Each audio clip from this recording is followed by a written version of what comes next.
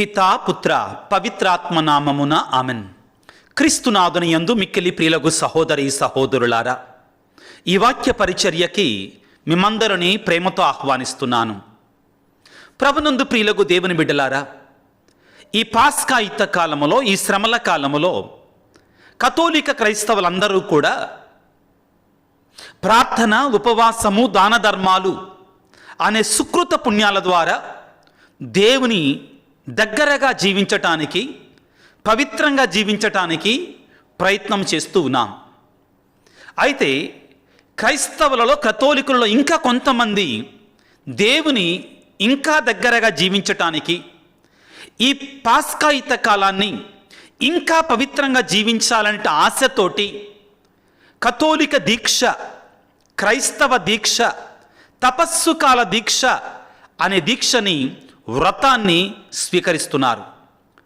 వీరు ఒక్క ప్రత్యేకమైన వస్త్రధారణను ధరించి ప్రతిరోజు కూడా ఒక్క పొద్దు ఉంటూ కొన్ని పవిత్రమైన కార్యాలు చేస్తూ పూజా ప్రార్థనలో విరివిగా పాల్గొంటూ దేవునికి దగ్గరగా ఉండటానికి ప్రయత్నం చేస్తున్నారు.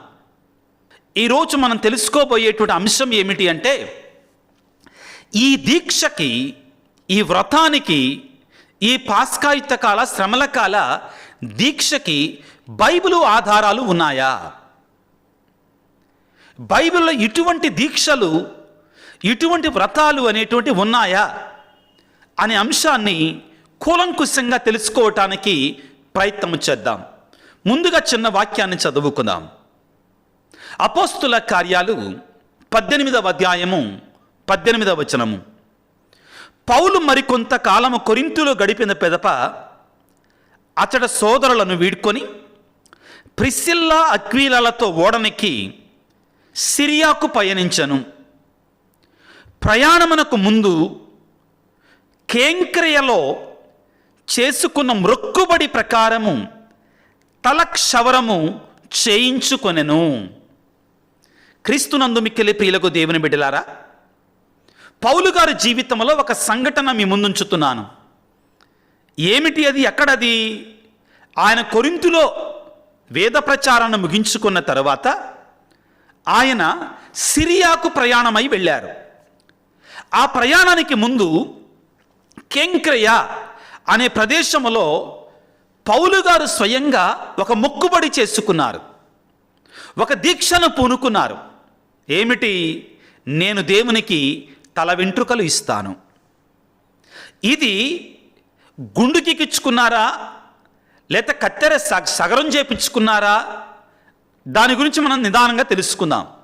కానీ ఒకటి మాత్రం ముఖ్యం, ఆయన కొన్ని దినాల పాటు దేవునికి ఒక మాట పట్టు ఇచ్చి, ఒక వాగ్దానం చేసి, ఒక దీక్షలను పూని, ఒక వ్రతాన్ని చేకొని ఆ తరువాత వ్రతాన్ని ముగించుకుంటున్నారు. ఈ విషయాన్ని మీరు మనసులో ఉంచుకోవటానికి ప్రయత్నం చేయండి. ప్రభునందు ప్రియులకు దేవుని బిడ్డలారా, దీక్ష గురించి మనం మాట్లాడేటప్పుడు, వ్రతాన్ని గురించి మనం ఇవి తెలుగు పదాలు కాబట్టి వీటిని వాడుతున్నాను. దీనిని మనం మాట్లాడేటప్పుడు బైబిల్ గ్రంథంలో నాజీరు వ్రతము, నాజీరు దీక్ష అనేటిది ఒకటి ఉంది అని మనం తప్పనిసరిగా తెలుసుకోవాలి. ఈ ఆధునిక ప్రపంచంలో, ఈ ఆధునిక క్రైస్తవ్యంలో మన కథోలిక బిడ్డలు, కథోలిక విశ్వాసులు స్వీకరించేటువంటి ఈ దీక్షకి, ఈ తపస్సు కాల వ్రతానికి, బైబిల్లో ఉన్నటువంటి నాజీరు వ్రతానికి కొన్ని దగ్గర పోలికలు ఉన్నాయి. కాబట్టి దాన్ని తెలుసుకోవటానికి, నేర్చుకోవటానికి ప్రయత్నం చేద్దాం. మీ వద్ద బైబిల్లో ఉంటే సంఖ్యాకాండము 6వ అధ్యాయము 1వ వచనము నుంచి కొన్ని విషయాలు తెలుసుకోవటానికి ప్రయత్నం చేద్దాం.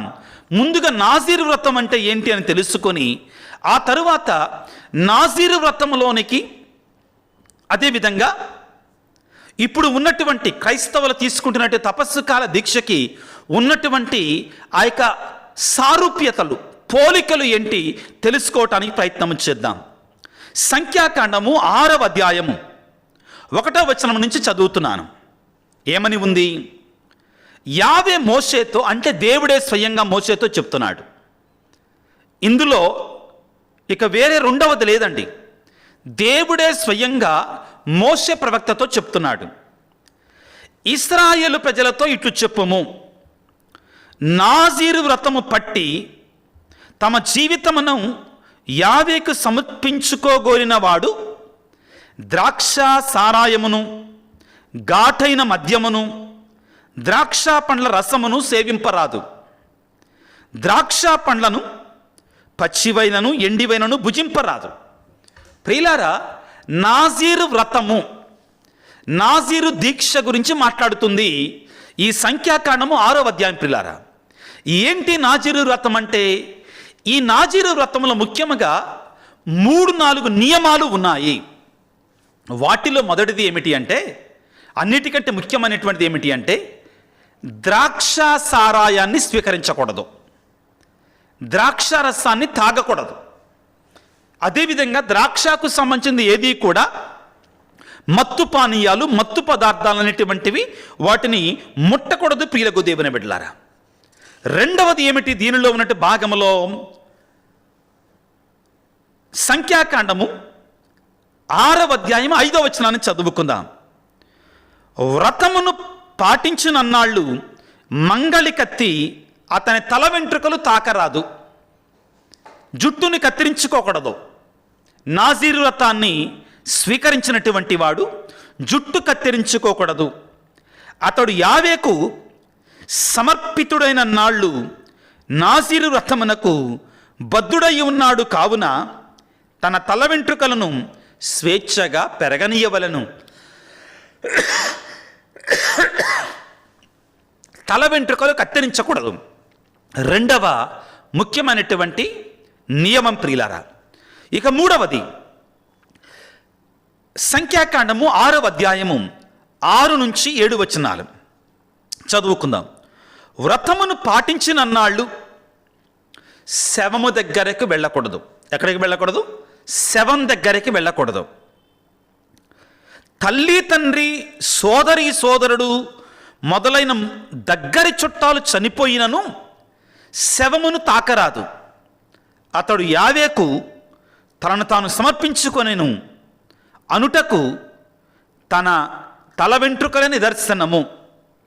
నాజీరు వ్రతమును పాటించినన్నాళ్ళు అతడు యావేకు చెందినటువంటి వాడు. ప్రియులారా, ఈ నాజీరు వ్రతంలో 3 ముఖ్యమైనటువంటి కార్యాలు చేయాలి. మొదటిది, మద్యాన్ని కానీ మత్తు పదార్థాన్ని కానీ స్వీకరించకూడదు, నెంబర్ 1. రెండవది, తల వెంట్రుకలు కత్తిరించకూడదు, తల వెంట్రుకలని కత్తిరించకూడదు. మూడవది, శవాన్ని తాకకూడదు. మీలో ఎవరైతే దీక్షను స్వీకరించాలి అనుకుంటున్నారో, దీక్షను స్వీకరించబోతున్నారో, దీక్షను ఆల్రెడీ స్వీకరించారో వాళ్ళు వెంటనే ముగింపుకు రామాకండి. అమ్మో శవాన్ని తాకూడదంట, తల్లిదండ్రి చనిపోయినా కానీ శవాన్ని తాకూడదంట అని వెంటనే కంక్లూజన్స్కి రామాకండి. మనం మాట్లాడేది నాజీరు వ్రతాన్ని గురించి. దేవుడు యావే ద్వారా ఇశ్రాయేలు ప్రజలకి ఇచ్చిన కట్టుబాటు గురించి. ఇప్పుడు ఈ నాజీరు వ్రతంలో ఉన్నట్టు 3 ముఖ్యమైన నియమాలను మనం తెలుసుకున్నాం. ఆ తరువాత నాజీరు వ్రతాన్ని ఎందుకు స్వీకరించాలి? ఎవరైనా బలవంతం చేస్తారా, లేకపోతే ఎన్నాళ్ళు స్వీకరించాలి? ఈ 2 ప్రశ్నలకు కూడా సమాధానం పొందుకుందాం. మొదటిగా సంఖ్యాకాండము 6వ అధ్యాయం 1వ వచనము. యావే మోషేతో ఇశ్రాయేలు ప్రజలతో ఇట్లు చెప్పుము, నాజీరు వ్రతమును పట్టి తన జీవితమును యావేకి సమర్పించుకోగోరినటువంటి వాడు. ఎవరంటండి? తమ జీవితమును ఇది స్వతంత్రంగా సమర్పించుకోవటం ప్రియులారా. ఎవరు బలవంతం చేయరు. కాబట్టి ఈ నాజీరు వ్రతాన్ని ఎవరో తీసుకున్నారు కాబట్టి నేను స్వీకరిస్తా, ఎవరో పొందుకున్నారు కాబట్టి నేను కూడా పొందుకుంటా అని లేదు. మనకిష్టమైతే మనం స్వీకరించటం, అది స్వేచ్ఛగా స్వతంత్రంగా స్వీకరించేటువంటిది ఈ వ్రతం, ఈ దీక్ష. రెండవది పిల్లారా ఏమిటి అంటే, ఈ వ్రతాన్ని దేవునికి సమర్పణ చేసుకుంటాడు. వ్రతాన్ని స్వీకరించినటువంటి వాడు దేవునికి తనను తాను సమర్పించుకుంటాడు. ఇది ముఖ్యమైనటువంటిది. వ్రతం మొత్తంలో కూడా, ఈ వ్రతం అంతట్లో కూడా, ఈ దీక్ష అంతట్లో కూడా ముఖ్యమైన భాగం ఏంటంటే దేవునికి సమర్పించుకోవని, దేవునికి చెందినటువంటి వారిగా ఉండాలి. సంఖ్యాకాండము 6వ అధ్యాయము 8వ వచనాన్ని చదువుతాను, జాగ్రత్తగా వినండి. నాజీరు వ్రతమును పాటించినన్నాళ్ళు అతడు యావేకి చెందినటువంటి వారు. ఎవరికి చెందినటువంటి వారిగా ఉండాలి? దేవునికి పరిపూర్ణంగా అర్పించుకోవాలి, సమర్పించుకోవాలి. అదే విషయాన్ని మనం సంఖ్యాకాండం 6వ అధ్యాయం 1వ వచనంలో మనం చదువుకుంటాం. నాజీరు వ్రతమును పట్టి తమ జీవితమును దేవునికి సమర్పించుకొనగోరినటువంటి వాడు. ఈ వ్రతం అంతటిలో కూడా, ఈ దీక్ష అంతటిలో కూడా ఇదే ముఖ్యమైనటువంటిది. ఏంటి? వ్రతాన్ని చేపూడినటువంటి వాడు, దీక్షను స్వీకరించినటువంటి వాడు తనను తాను దేవునికి పరిపూర్ణంగా సమర్పించుకోవాలి. ఇది అన్నిటికంటే ముఖ్యమైనది ప్రియులారా. ఇక 3వ ప్రశ్న, చాలా ముఖ్యమైన ప్రశ్న. ఎన్నాళ్ళు స్వీకరించాలి ఈ దీక్షని? చదువుకుందాం. ఏమని ఉందంటే, సంఖ్యాకాండము 6వ అధ్యాయం 3వ వచనం, జాగ్రత్తగా ఆలకించండి. ఆ వ్రతమును పాటించినన్నాళ్ళు, ఎన్నాళ్ళు? పాటించినన్నాళ్ళు. తనిష్టం. వ్రతాన్ని స్వీకరించే ముందుగా దేవుడికి చెప్పుకుంటాడు, నేను 1 వారం ఈ దీక్షను స్వీకరిస్తాను, 1 నెల ఈ దీక్షను స్వీకరిస్తాను. మనం ముందుకు వెళ్ళే ముందుగా మనం గుర్తుపెట్టుకోవాల్సింది ఏంటంటే, కొంతమందికి దేవుని యొక్క దూత కానీ, స్వయంగా దేవుని యొక్క సందేశంగా ఈ పుట్టబోయే కుమారుడు శాశ్వతంగా నాజీరు వ్రతాన్ని పొందుకోవాలి అని ఆజ్ఞ జారీ చేయబడినటువంటి వాళ్ళు కూడా ఉన్నారండి.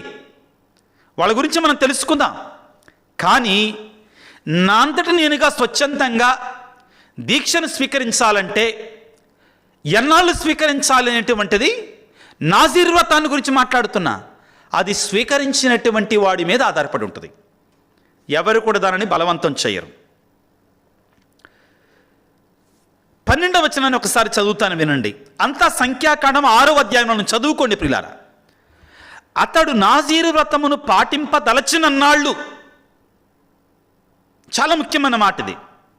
అతడు ఎన్ని రోజులైతే నాజీరు వ్రతాన్ని పాటించాలి అనుకున్నాడో, ఎన్ని రోజులైతే నాజీరు దీక్షను పాటించాలి అనుకున్నాడో, ఆ రోజులన్నీ కూడా తనను తాను యావేకు సమర్పించుకోవాలి.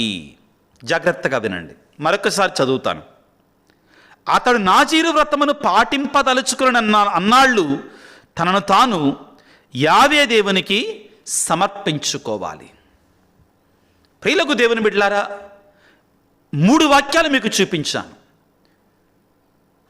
సంఖ్యాకాండము 6వ అధ్యాయం 1వ వచనములో తన జీవితమును యావేకు సమర్పించుకోదలచినటువంటి వాడు.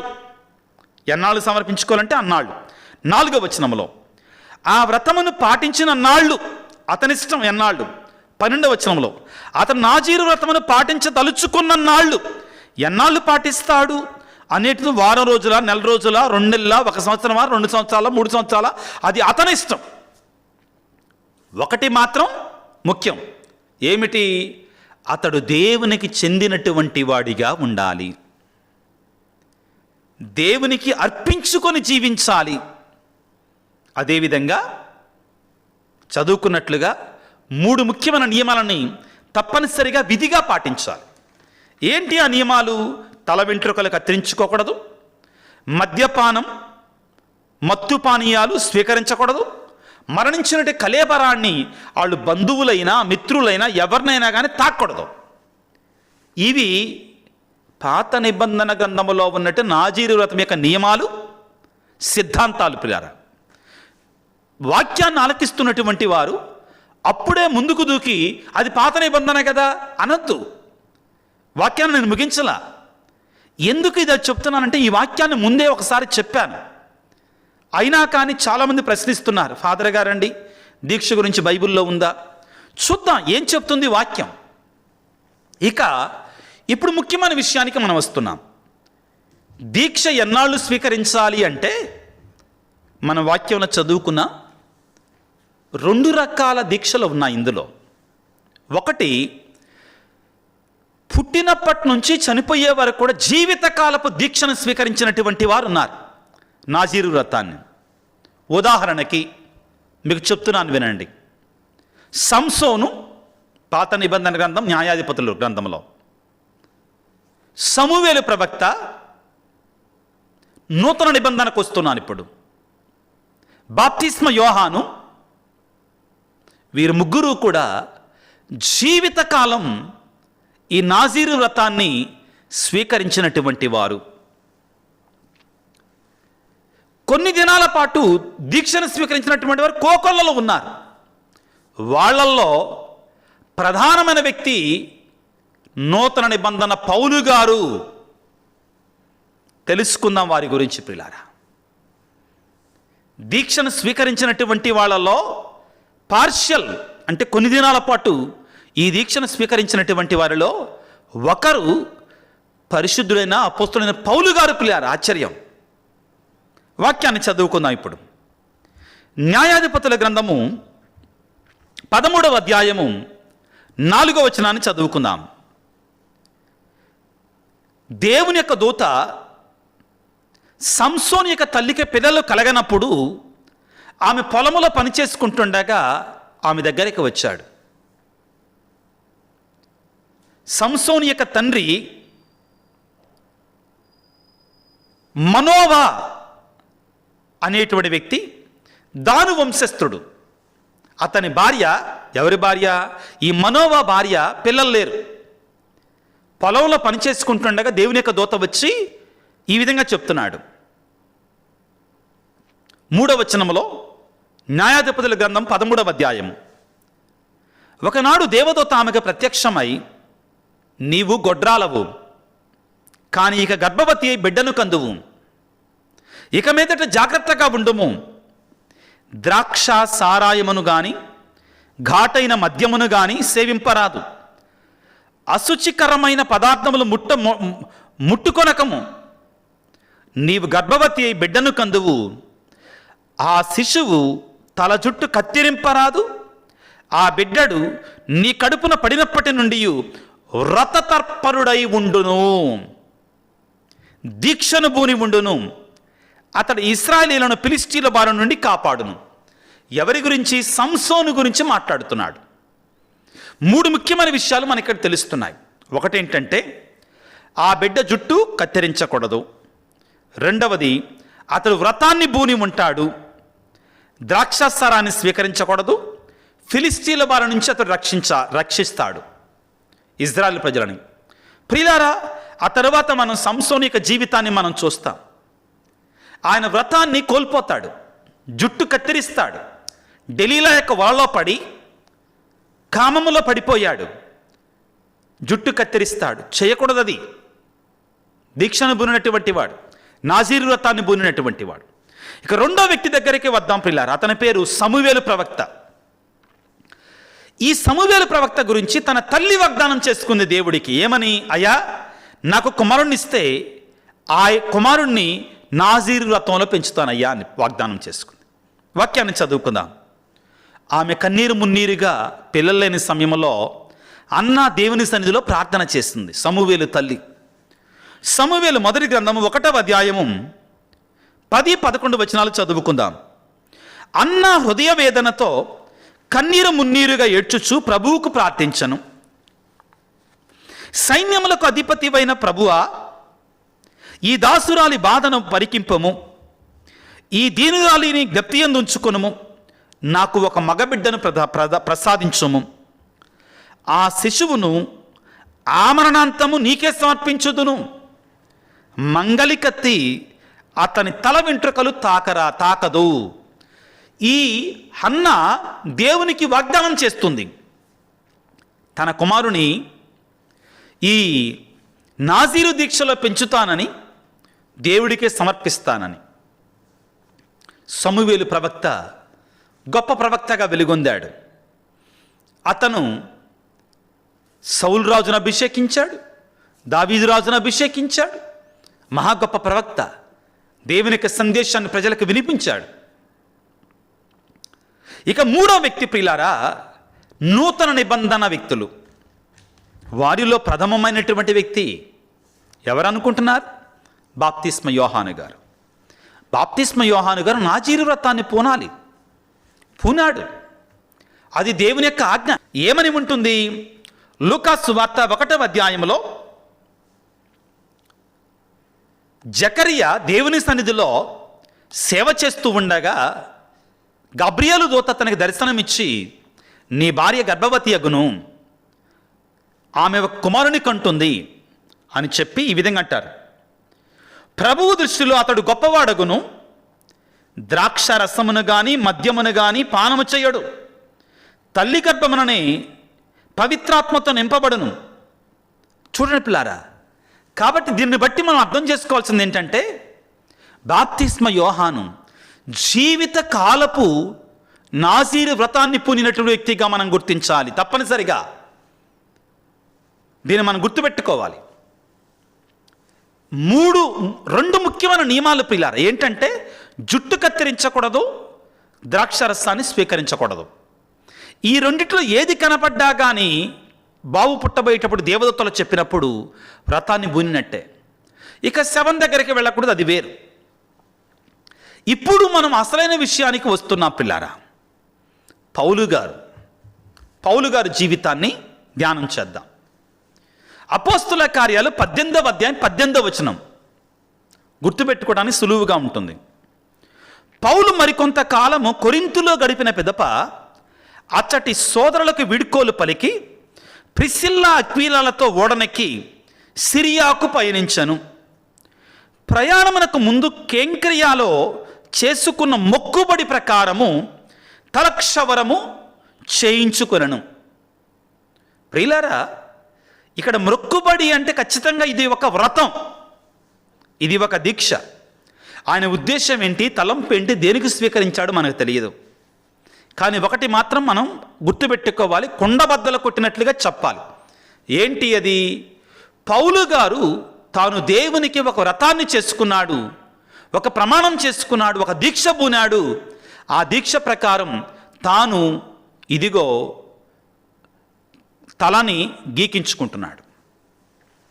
చాలామంది నేను దీని మీద క్రైస్తవులు గుండు గీకించుకోవచ్చా అనే విషయం గురించి చెప్పినప్పుడు కింద కమెంట్స్లో చాలామంది ఏమన్నారంటే, అక్కడ వాక్యంలో క్షవరం చేయించుకున్నాడని ఉంది కానీ గుండు గీచుకున్నాడని లేదుగా, మీరెందుకలా తప్పు చెప్తున్నారు అంటున్నారండి.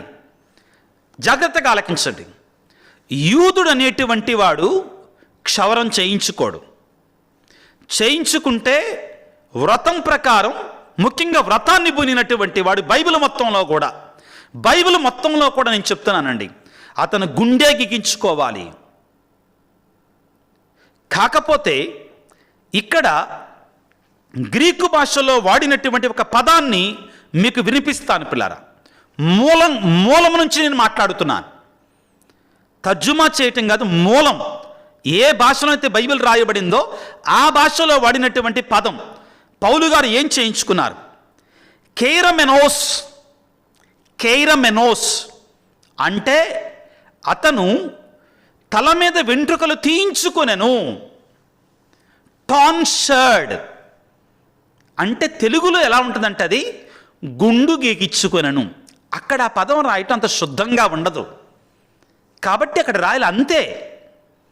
దయచేసి దాన్ని తెలుగులో మాత్రమే ఉంది కాబట్టి అక్కడ బైబిల్ పండితులు కొంచెం శుద్ధంగా ఉండాలి కాబట్టి రాశారు. కాబట్టి మనం వెంటనే ఆ ఒక్క పదాన్ని పట్టుకోకూడదు.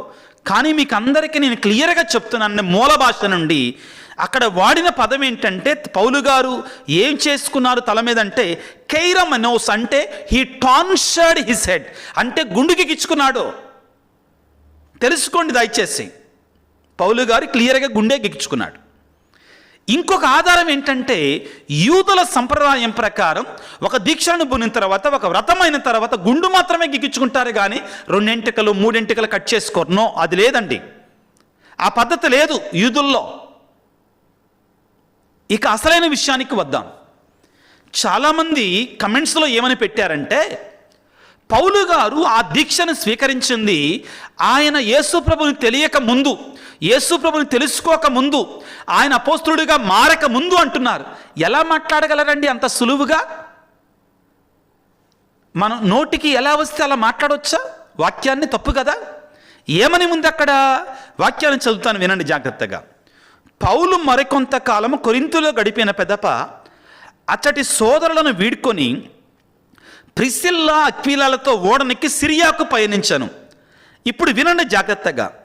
ప్రయాణమునకు ముందు కేంక్రియాలో చేసుకున్న మొక్కుబడి ప్రకారం, మొక్కుబడి ఎప్పుడు చేసుకున్నాడు పౌలు గారు?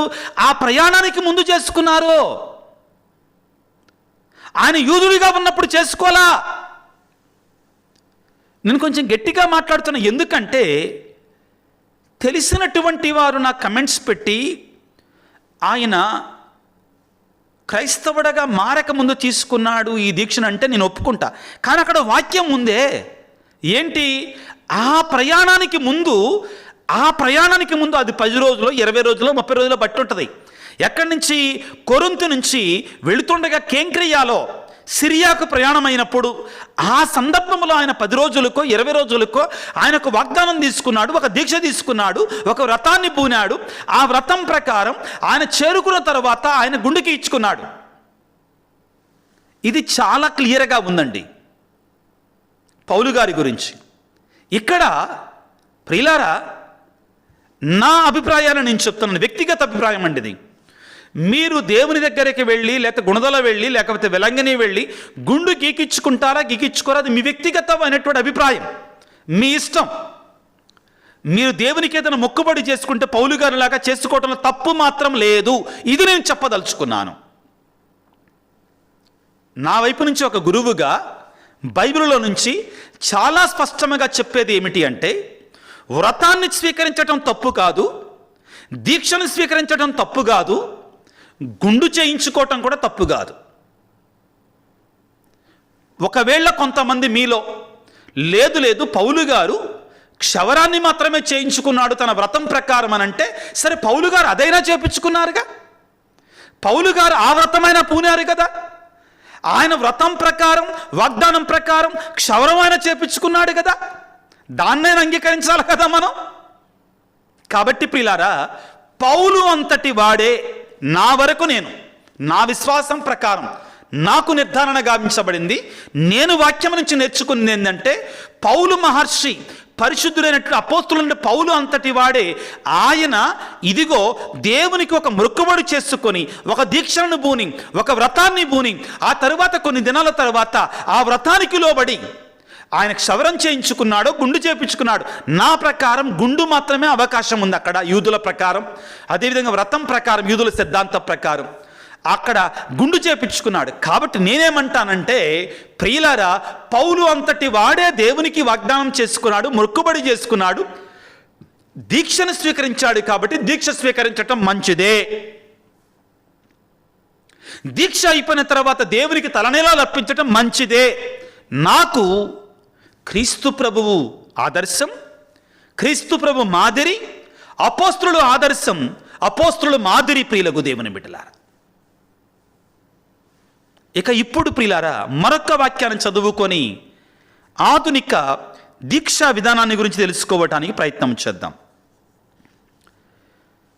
అపోస్తల కార్యాలు 21వ అధ్యాయము 23వ వచనం నుంచి చదువుతున్నాను. మేము చెప్పినట్లు చేయం. పౌలుతోటి అక్కడ ఉన్నటువంటి వారు చెప్తున్నారు, యాకోబు మిగిలినటువంటి వారు చెప్తున్నారు, ఇక్కడ మొక్కుబడి చేసుకున్న 4 మనుషులు ఉన్నారు. నీవు వారితో వెళ్ళి వారితో కలిసి శుద్ధీకరణ సంస్కారములో పాల్గొని తలక్షవరము చేయించుకున్నటను అగు ఖర్చులు చెల్లింపుము. ప్రియులారా, ఇక్కడ తలక్షవరము అని 2 సార్లు వాడబడింది. కానీ మీరందరూ గుర్తుంచుకోవాల్సింది ఏమిటి అంటే, ఇక్కడ మొక్కుబడి చేయించుకున్నటువంటి వారు 4. ఏ మొక్కుబడి? యూదులకి నాజీరు వ్రతం, అది 2 రోజుల, 3 రోజుల, 4 రోజుల, 10 రోజులు, చాలా వివరంగా చెప్పానండి సంఖ్యాకాండం 6వ అధ్యాయం నుంచి. అది నీ ఇష్టం, వాళ్ళు ఎన్ని రోజులు తీసుకున్నారో నాకు తెలియదు. కానీ ఇక్కడ దీక్ష తీసుకున్నటువంటి వారు కొంతమంది ఉన్నారు. వారితో కలిసి నీవు కూడా నీ దీక్షను చెల్లించుకో అంటే పౌలు గారు పిల్లారా 26వ వచనములో అప్పుడు పౌలు ఆ 4 మనుషులను తీసుకొని పోయి మరుసటి దినమున వారితో పాటు, వినండి ఈ మాటని, వారితో పాటు శుద్ధి చేసుకొని దేవాలయములో ప్రవేశించి వారిలో ప్రతి వ్యక్తి తరపున బలి అర్పణ జరుగు వరకు శుద్ధీకరణ నెరవేర్చుదము అనేను. వినండి దయచేసి వాక్యాన్ని. ఇక్కడ నా వాదన ఏంటంటే పౌలు గారు 2 సందర్భాలలో ప్రియులారా, అది ఏ కారణమైనా కావచ్చు, నా వరకి పౌలు గారు అంత బలహీనుడు కాదు. ఆధ్యాత్మిక విషయాలలో చాలా పట్టుదలగా ఉన్న మనిషి. ఎంతవరకు వెళ్ళాడు అంటే ప్రియులారా, సున్నతి విషయమై మాట్లాడుతూ ఆయన పేతురు గారిని కూడా ఎదిరించాడండి. ఎప్పుడు ఇక్కడ కాదు, ఆయన ఎదిరించింది ఎవరిని? పేతురు గారిని, శిష్యులందరినీ కూడా సున్నతి అవసరం లేదు అనని ఆయన మాట్లాడటానికి, అన్యులకు కూడా రక్షణ ఉంది అని మాట్లాడింది ఆయన 15వ అధ్యాయంలో మాట్లాడారు పౌలు గారు. అంత కరాఖండిగా మాట్లాడారు. అటువంటి వ్యక్తి ఎవరి కోసమో చేయలే అక్కడ. ముఖ్యంగా 18వ అధ్యాయంలో మాత్రం చాలా స్పష్టంగా వాక్యం ఉంది. తనంతట తానుగా ఈ దీక్షను స్వీకరించాడు, నాజీరు వ్రతాన్ని స్వీకరించాడు. ఆ వ్రతాన్ని ముగించుకొని ఆ వ్రత సిద్ధాంతం ప్రకారం, ఆ వ్రత నియమాల ప్రకారం తన వెంట్రుకలు సమర్పించుకున్నాడు దేవునికి. ప్రియులారా, ఎప్పుడది? క్రీస్తును తెలుసుకున్న తర్వాత, క్రీస్తులు రక్షణ పొందిన తర్వాత, అపోస్తులుగా ఉన్న తర్వాత, ఎన్నో సంఘాలకు వెళ్ళిన తర్వాత ఆయన మారు మనసు పొందకముందు ఆయన ఆ మాట వాగ్దానం చేశాడు దేవుడికి. తప్పు అది. అక్కడ రాయబడి ఉంటుంది 18వ అధ్యాయం 18వ వచనంలో. ఆ ప్రయాణానికి ముందు కొరింథును విడిచి వెళుతుండగా అప్పుడు చేసుకున్నాడు దేవునికి ప్రమాణాన్ని, దేవునికి వాగ్దానాన్ని చేసుకున్నాడు. ప్రియులకు దేవుని బిడ్డలారా, మీకందరికీ కూడా ఈ వాక్యములో వివరణ జరగాలి అనేది నా యొక్క తపన. ముగింపు ఏంటంటే, మీరు దీక్షను స్వీకరించాలి అనుకుంటే స్వీకరించండి. ఎవరి తప్పుడు దబ్బర బోధనలను కూడా వినమాకండి. బైబిల్లో లేదు, ఇది క్రైస్తవ సిద్ధాంతం కాదు, దీక్ష అనేటువంటిది బైబిల్లో లేదనేటువంటి వాటిని నమ్మమాకండి. మమ్మాటికి కూడా వ్రతాలు, దీక్షలు అనేటువంటి బైబిల్లో ఉన్నాయి. కానీ దీక్షను స్వీకరిస్తే నిష్టగా పాటించండి. దీక్షను స్వీకరించడం ఒక దీవెన, ఒక ఆశీర్వాదం, ఒక గొప్ప ఆశీర్వాదం. కానీ ప్రియులారా, ఎవరో తీసుకుంటున్నారు కాబట్టి తీసుకోవద్దు. మనం నీలో ప్రేరణ కలిగిందా? దేవునికి దగ్గరగా ఉండాలనుకుంటున్నావా? సామాన్యమైనటువంటి పద్ధతుల కంటే ఇంకా కొంచెం లోతుగా, ఇంకా కొంచెం కఠినంగా, ఇంకా కొంచెం తీక్షణంగా ఈ దీక్ష ద్వారా నేను దేవుని అనుసరించాలనుకుంటున్నావా? ఒక ప్రత్యేకమైనటువంటి డ్రెస్సు, తెల్ల డ్రెస్సు, ఆ బునుగు కండవాను వేసుకోవడం ద్వారా నీలో ప్రేరణ కలుగుతుంది అనుకుంటున్నావా? ఎవ్వరి తప్పుడు బోధనను ఆలకించమాకు. నువ్వు తప్పు లేదు అందులో.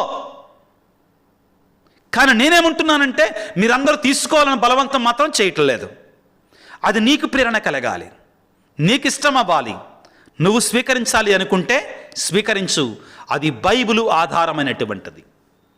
ప్రియులారా, ఇక్కడ ఒక్కడుగు ముందుకు వేసి మీకు శ్రీసభ చరిత్రలో ఉన్నటువంటి దీక్షల గురించి కూడా మీకు చెప్పాలి.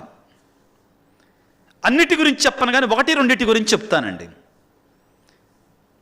క్యాథలిక్ నైట్హుడ్ అని ఒకటి ఉందండి. ఇది కూడా ఒక దీక్ష లాంటిదే. దేవునికి తమను తాము సమర్పించుకొని దేవునికి లోబడి వారు జీవిస్తారు. ఫ్రాన్సిస్ వారి సభలో వివాహం చేసుకున్నటువంటి వారు కూడా సభ్యులుగా చేరి, ఏది గురువులుగా మఠవాసులుగా కాదు, సభ్యులుగా చేరి దేవుని అనుసరించే వెసులుబాటు ఉంది పిల్లారా.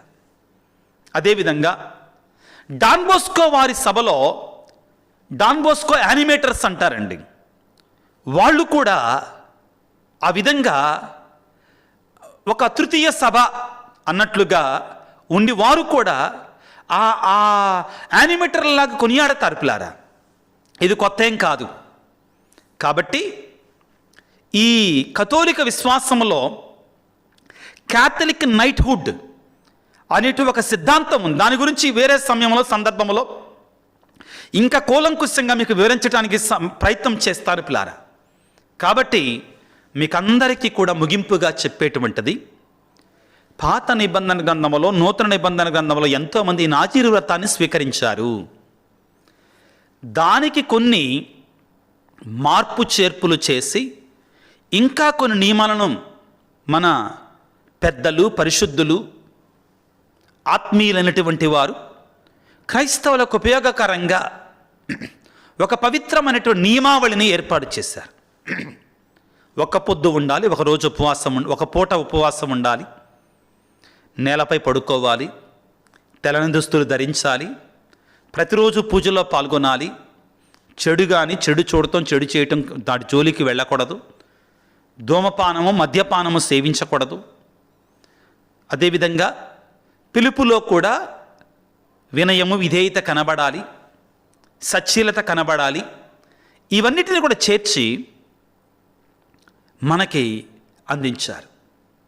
ప్రియులకు దేవుని బిడ్డలారా, ఎవ్వరి తప్పుడు బోధలు కూడా ఆలకించకండి. దీక్షను స్వీకరించాలి అనుకుంటున్నావా? స్వీకరించు, పవిత్రంగా జీవించు. నువ్వు దీక్షను స్వీకరించి దేవుని నామానికి అగౌరవాన్ని తేమాకు, అపవిత్రంగా జీవించమాకు, అమంగళకరంగా ప్రవర్తించమాకు. నీకు చేతనైతేనే స్వీకరించు. కఠినంగా ఉంటుంది, అంత సులువు కాదు. పరిశుద్ధంగా ఉండు, దేవుని కృపను పొందుకో. దేవుడి నీ జీవితంలో అద్భుతాన్ని చేస్తాడు. తల వంచి ప్రార్థన చేసుకుందాం.